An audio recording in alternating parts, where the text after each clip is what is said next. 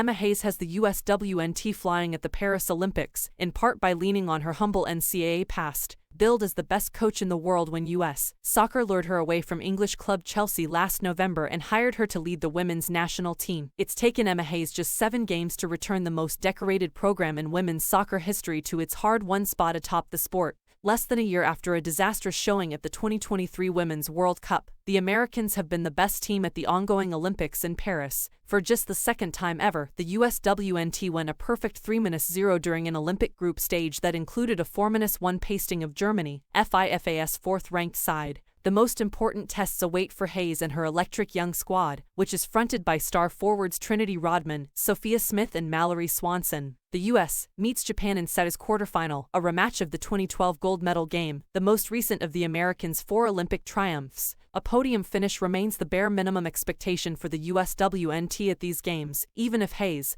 who took over in May after Chelsea's season ended, has barely had enough time to get to know her squad. Still, nobody should be surprised by Hayes' instant success at the international level. Among the many talents the 47-year-old London native possesses, the ability to squeeze the maximum out of her teams is perhaps the superpower that sets her apart the most. Long before winning 7 consecutive FA Women's Super League titles with the Blues, Hayes was a young coach trying to make it in a strange land. She moved to the U.S. in the early 2000s with a dream and not much else, eventually landing with the semi-pro Long Island Lady Riders. But her big break came in 2003, when she applied for and got the open job at NCAA Division I Iona College, a small private university just north of New York City. Iona wasn't an obvious landing spot for a future USWNT coach, to put it kindly. The Gales had won just 4 of 34 matches over the preceding 2 seasons. With around 3,000 undergraduates and 24 men's and women's sports to fund, there wasn't much money for scholarships. The school couldn't even pay Hayes for most of her first year there because her work visa hadn't yet been approved.